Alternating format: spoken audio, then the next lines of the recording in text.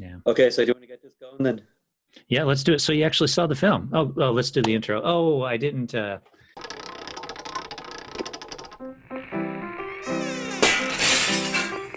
Welcome to the No Budget Indie Film Review, where we dip into the independent film universe and select a film so you don't have to.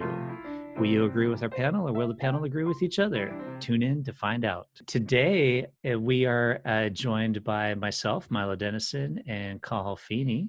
We are missing our usual third co-host, Claire Milan, but we'll just have to make do without her. And we are doing a feature film, and I will introduce it. It's called Madness to the Method, and it's by Jason Mewes. So if you don't know who Jason Mewes is, you need to look at more or less any Kevin Smith film, or at least the majority of Kevin Smith films, and the Jay and Silent Bob characters within those films. Kevin Smith usually plays Silent Bob, and then his companion, the smart mouth swearing other character, is Jason Mewes. Well, Jason Mewes has now decided to go into directing himself and did a film called Madness into the Method, which is kind of a story of his life in certain ways, the way he sees his life.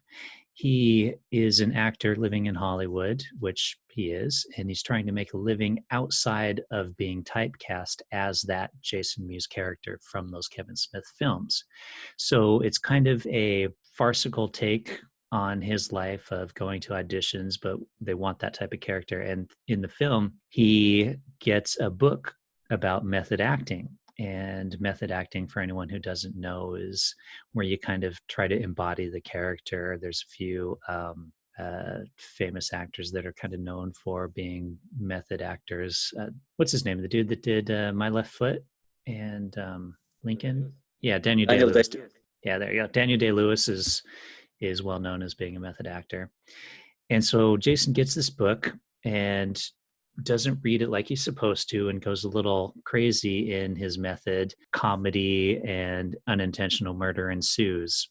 The film also has a nice cast of stars that do cameos in it, which I thought was kind of neat to see, including, this is actually one of the final cameos that Stan Lee does in a film before he died. So, Carl, I don't think we talked about this before. You've never seen a Kevin Smith film, is that correct? Never. Okay. Never seen the Kevin Smith. So if you had seen his films, this film would probably make a lot more sense. It's clearly Jason Mewes went to the Kevin Smith School of Acting, and Kevin even does plays a role in this as well. I've never seen a Kevin Smith film, and on the basis of this film, I probably won't actually watch any more. I just didn't like it at all. No, the humor, that style of humor, it just didn't work for me at all. I guess it's sort of situational kind of silliness, and it just didn't do it for me. There's I don't want to sort of give away the plot talking about it so too much, but yeah, I don't think you'll give respects I don't care because. Pardon? I said I don't think you'll necessarily give a whole lot away.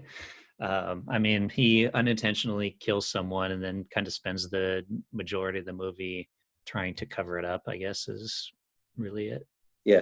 Well, I mean, I wasn't even going to say that much. I was going to say, like, there was a sort of a situation that occurred, which in the real world you never get away with, and that's the sort of the suspension of disbelief that sort of tries to carry the film.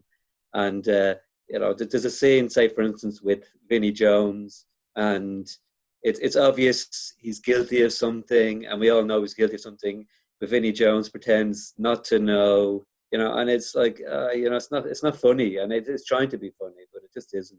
There's another sort of recurring cameo with the Superman character where he pretends, like, if he reveals his identity, that he's going to be inundated by adoring fans, and it's been done before.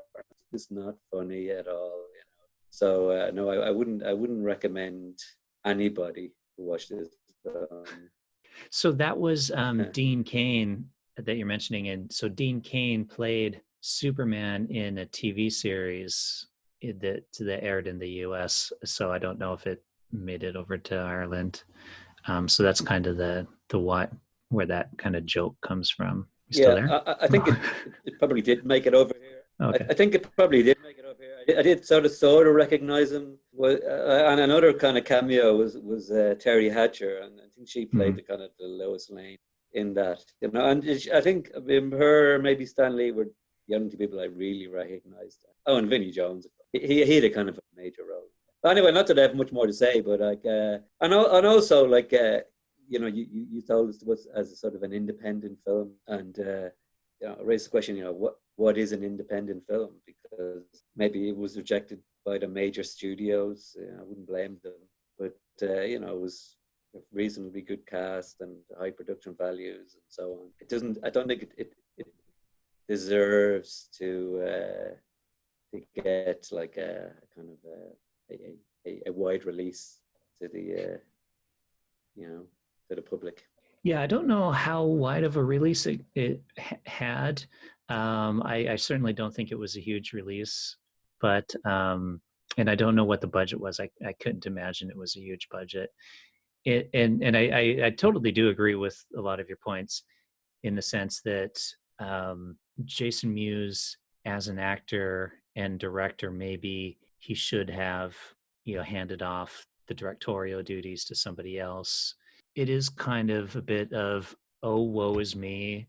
You know, I'm an actor living in Hollywood and I'm having a hard time getting cast in something other than this type of a role. Like for those of us that are currently attempting to make livings as actors, not living in Hollywood, you know, that's a problem we would be glad to have. But I did enjoy it. But I think part of the reason I enjoy it, though, was what we mentioned is that I'm a fan of Kevin Smith's films, and I saw references to this in that. Standalone, to your point, if this were a standalone film without having seen any of those films, I probably would give it a much lower rating in regards to that. So it's a valid way of looking at it. As a standalone film, does it stand on its own? And probably not. As kind of an homage to these other films, you know, there's jokes and references in there that kind of come through that you get. But I don't know, it was okay as small films go. But I kind of, yeah, I kind of knew in sending it to you that you might not like it, just knowing the type of films that you like. I had a feeling this probably wouldn't be in your bucket list of films to see, but good job for actually watching the whole way through and completing it. You did complete the film, right? Yeah, I did in actual fact. I may not have if I didn't have to review it. You get to a certain stage and you kind of think, oh, well, I'll see this through because I'll see where it goes. And, you know, I didn't understand some of the references, you know, sort of maybe sort of, you know, in jokes for people who have seen his oeuvre. But I'm not sure it would have made a difference. I think as well, like for some of that kind of humor, you really have to push the envelope a lot further to make it funnier, and you have to be more outrageous nearly, like just sort of killing somebody and it not having really any effect on your real life situation. You have this kind of silly detective, this bumbling detective chasing after him, and okay, you know, I can see where they're trying to mind the humor, but you really have to go much further. I think you have totally zany with that kind of work. If you just sort of leave sort of halfway between reality and outrageous disbelief, it just doesn't work. Yeah, no, it's a good point. I agree with you on the detective character. He was just a stereotype of a bumbling detective. Yeah, if he would have gone further down the path of farcical comedy, it might have worked a little better versus, you know, trying to stick kind of right on the line between the two. Makes sense. That's good. That's a good point. Okay, so I'm guessing you're going to give it a reasonably low rating. Yes, and I'm trying to decide how low. You know, I mean, I have to decide: is there going to be a film worse than this? You know, so do I have to leave room? You know, below, and I'm not sure I do. but I will. I thought the idea, the premise wasn't absolutely terrible, like you said. A method acting book, and he follows it to the letter, and it just has a sort of a cascade of events that it sort of has consequences, good and bad. So it could have worked maybe with a different writing team, a different director, and so on. So on that basis, I'll give it a half. A half of one? Is that what you just said? Well, Not even a full? it was either going to be zero. Okay. That's harsh. That's harsh. I'm going to go 3 stars on it. I enjoyed the references to Kevin Smith films, and I kind of got some of the jokes that were in there that people wouldn't have gotten if they weren't Kevin Smith fans. It really just comes down to I'm a huge fan of Kevin Smith. I really enjoy his films, and this had enough of that in there to help crank it up for me. To whereas if not, then yeah, I probably would have gone with maybe a 1 or a 2 star. I don't know if I would have given it a 0.5 star. I'm not that cruel and inhuman of a person. That's how I felt. I'm trying to like think back. Was there anything about it? And after about say 10 minutes, I thought, this has potential. Maybe it mightn't be so bad. And but just on reflection, I mean, I've had a kind of a week or so to sit on it, and I can't sort of dredge up any sort of positive feeling from watching that film. No, sorry. All right, that's okay. So there you have it, audience of ours. That's I don't know when I calculate it out. It'll be around a 1.5 star, 2 star rating. 1.5, 1.75, I guess. Is that what it comes down to? 1.75? Well, that's pretty much it, audience. Do we have an outro? I don't really have an outro yet. I do need to work on an outro, don't I?